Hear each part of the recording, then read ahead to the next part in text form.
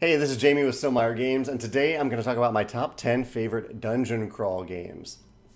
This is a genre, if you're familiar with this channel, that I don't often play a lot of games in this genre. So if you're looking for a comprehensive list that from someone who has played a lot of different dungeon crawl games, I'm not the person to go to for that. But I have played 10 games that fit under the dungeon crawl definition, which is to navigate a labyrinth environment to battle monsters, avoid traps, solve puzzles, and loot treasure. So I have played some 10 games that fit that description, so I'm going to rank them today and tell you what I like about those games. I should mention that I haven't played Descent. Also haven't played One Deck Dungeon, and I almost put Forgotten Waters on this list, but I didn't quite think it fit that definition of a dungeon crawl tabletop game. I'm also not including video games for this. This is only tabletop games, even though a few of these games do have apps in them. So the number 10 game on my list is Arcadia Quest, which is a little bit more of a tactical combat game than it is a dungeon crawl game, but it does have elements of looting, you're battling, you're avoiding traps, you're doing all those things. And the thing that I really enjoyed about Arcadia Quest, in my one play of it, I've only played it once, is that I love the exploding dice. At certain times, you roll some dice, you're trying to get damage, and if you see a damage icon with an exploding icon with it or around it, that means you get the damage, you get to deal that damage, and you get to re-roll that die and hopefully get something else good. That feels really, really good whenever you hit that exploding icon. I love that mechanism, and that's why Arcadia Quest is number 10 on this list. My number 9 favorite dungeon crawl game is Vast the Crystal Cavern. This is the precursor to Root. Both games are very asymmetric. I think Root did some things that are maybe a little bit better for strongly asymmetric games, but Vast was very ambitious in what it attempted to do. And I love in Vast the idea that each player does have very different asymmetric abilities and roles and win conditions, and that one player actually gets to play as the cave itself. How cool is that? You get one player who is the cave that other players are trying to explore through. I love that aspect, and that's why Vast is my number 9 game on this list. My number 8 game on this list has one of my favorite themes, which is Star Wars Imperial Assault. I played this, it's been years since I played this. We played it one versus many. You might be able to play it fully cooperatively now. But I loved in this game how you never know what's around the next corner, especially when you open doors. I love the idea in this game from I think the 2 sessions I played of this game, that we'd be sneaking around, fighting bad guys, and we'd get to a door, and we'd actually have to strategize because we wouldn't know what's beyond that door. So we'd have to kind of say, okay, are we going to blast our way in? Are we going to kind of sneak in? Is there another way in? How are we going to line up so that we are ready to rush in and do our best when we open that door? And what's behind it? The surprise of what is behind that door was a lot of fun to think about and play through.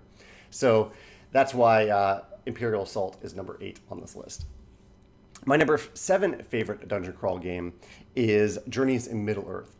Granted, I've only played one game of this. This is another theme that I love. It could go higher up on this list. But in the first scenario, I loved how the app worked. I thought the app did a great job of tracking damage to different opponents.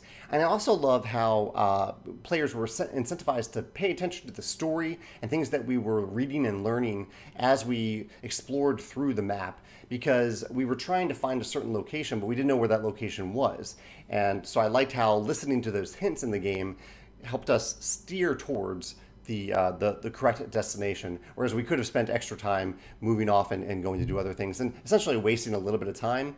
I also thought the mechanisms of how the deck works in this game are really clever, in that you are kind of stacking your deck to be ready for a skill check, but also you kind of want those same cards in hand because they're often very powerful. Journeys in Middle-earth, really cleverly done. It would probably go higher up on this list if I played it more often. It is number 7 on this list. My number 6 favorite dungeon crawl game is Gloomhaven. I played Gloomhaven. I think I played maybe 6 scenarios of Gloomhaven. And I really liked the card play. As much as I do love rolling dice for games like this, I love how the card play gives you a strong Euro feel in terms of the decisions that you make as you run through these dungeons. I like that every player is working together, but you also have your own lifetime goals to pursue, and you also have the power to run off and just gain some loot or gain some treasure in the dungeon instead of helping to fight the monsters. It's completely up to you. No other player can tell you what to do there. And last, I really like in Gloomhaven how it related to that you don't know the order in which each of the players is going to take their turn. You can kind of talk about it. You can say, okay, I'm moving really fast this turn, or really quickly this turn, or I'm moving really slowly this turn. But you can't say my speed movement is 57, because after you play the cards, you'll look at those numbers and compare them to the other players to determine who's going to go first and where the different creatures that you're encountering fit in there as well. Gloomhaven came up in a recent discussion on my video about failing forwards versus having to repeat a scenario if you lose it. I prefer the fail forwards method. Gloomhaven has the version of if you lose the scenario, you have to fully replay it. I really like the fail forward version of that instead. But Gloomhaven, fantastically designed game, number 6 on my list of dungeon crawl games. My number 5 game on this list is Tainted Grail, which I actually just did a video about before I filmed this. It'll go live after this video.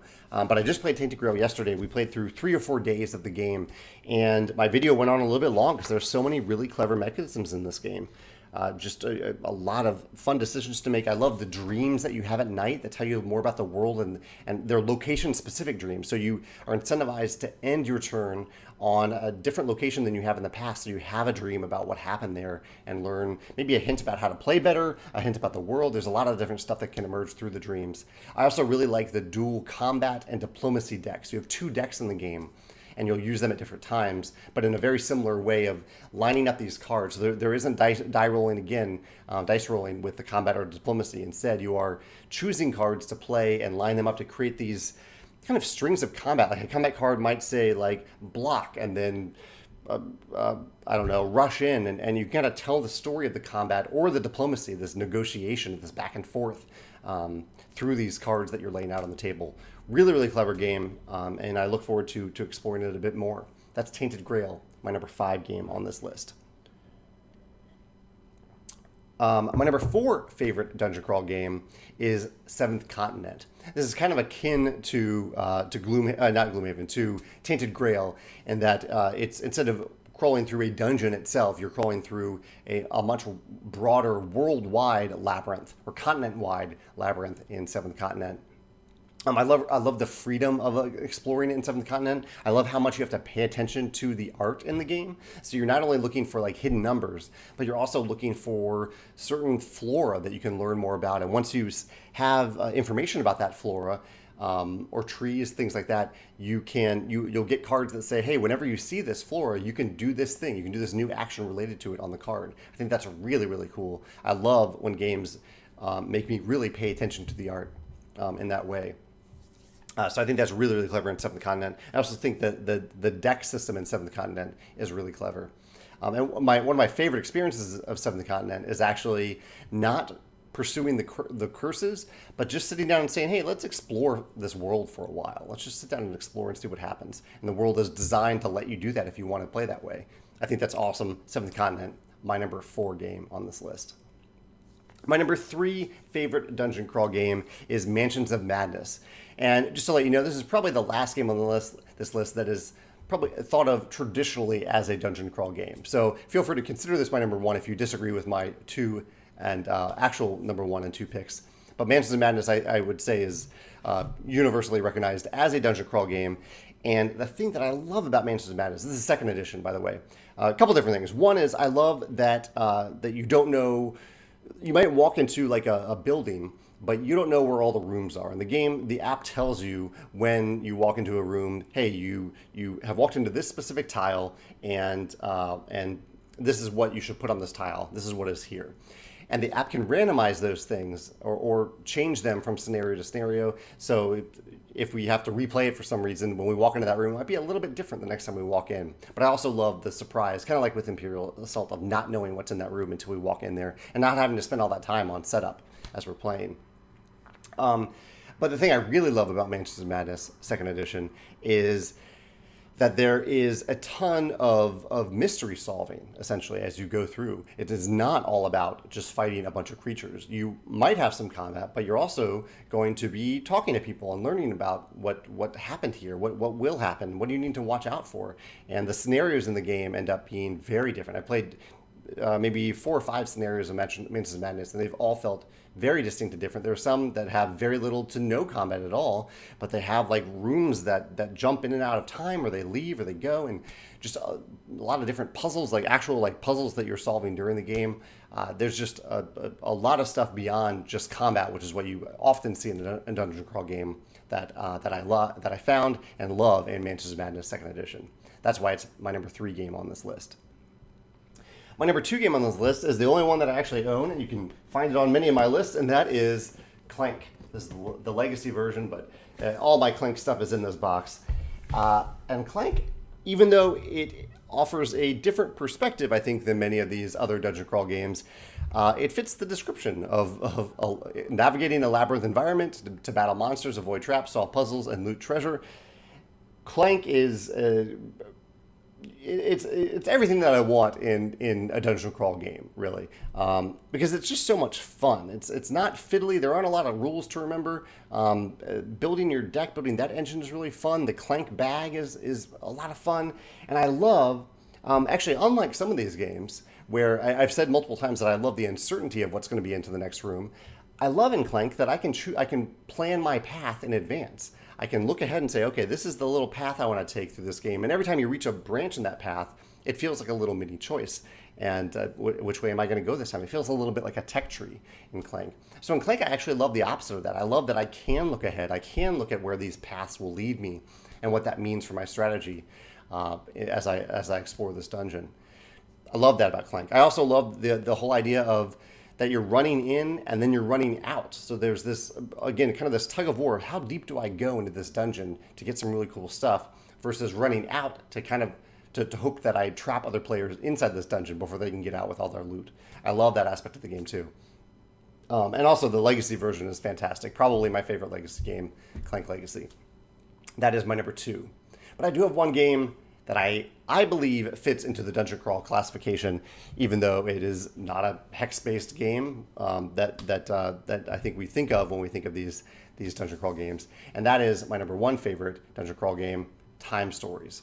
Time Stories fits this description of navigating a labyrinth. You're often battling monsters, or you're doing other things. You're often choosing if you're battling someone, or you're going to give them something they want or talk to them. I love those choices in games. I love the option to not just fight my way through every scenario.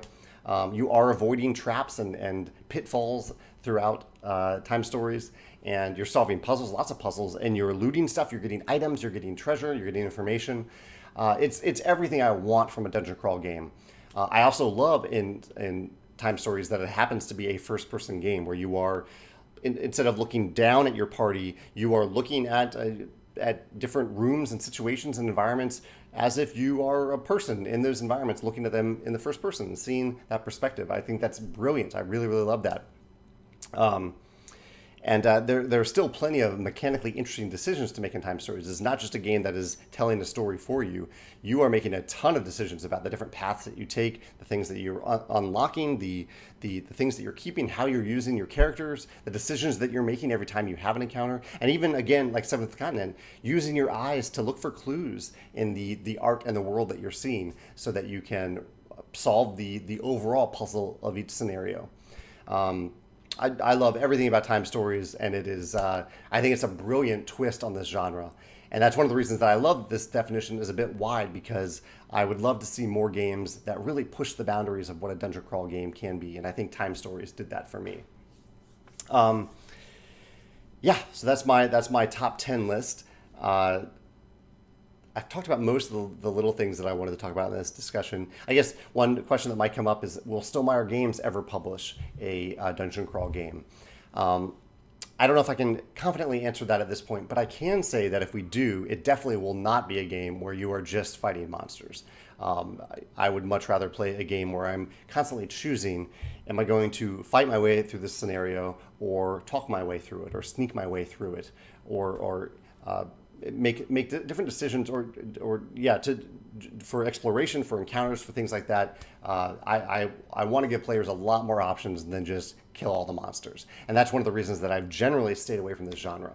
One other thing that I think about when I think about this genre, especially how it's evolved a little bit into these really heavy, deep campaign games, is the amount of writing, I think there's kind of a sweet spot for the amount of writing that you ask players to read, uh, and and how much that writing steers the player and tells the player what they're doing instead of letting the player make those decisions for themselves.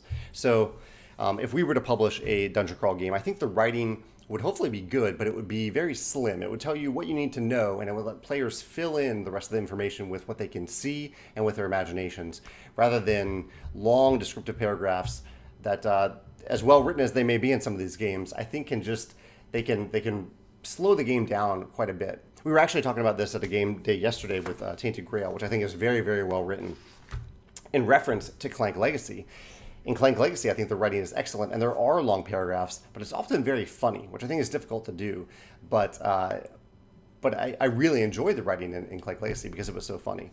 I am not that funny, so I don't think I could write a dungeon crawl game that was as humorous and as worth paying attention to the writing as it is in Clank Legacy. I also think if I designed a dungeon crawl game, I highly doubt it would use a grid system. I think that's been done so many different times and in so many different, very clever ways that I prefer different approaches, like the unique approach of Clank, the unique approach of time stories, even Seventh Continent, Tainted Grail, how you're not inside a tight space, but rather a pretty vast world that you can explore. And maybe in those worlds there are, in fact, I know in Seventh Continent there is a scenario where I won't spoil anything here, but it's a little different than just walking around the world, but I love how they can have these little mini games in the world and not that feel maybe like some of these other games, but they're just mini games. It's just part of that world rather than the whole world itself. So I think that's something else that I would look for in a game if I designed a dungeon crawl game. So what would you do if you designed a dungeon crawl game? What aspects would you definitely want in that game, and what would you leave out? What do you think has been done too many times or needs to be innovated on? And what are your favorite dungeon crawl games? I'd love to hear your thoughts in the comments below. Thanks.